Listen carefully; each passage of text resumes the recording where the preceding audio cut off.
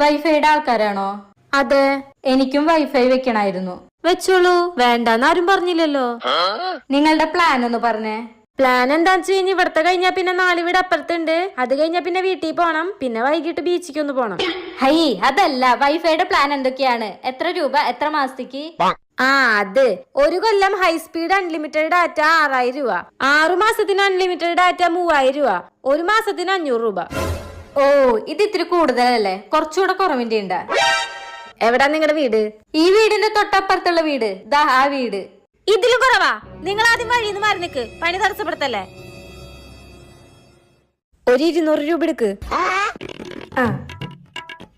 High speed internet, unlimited data, മാസവും.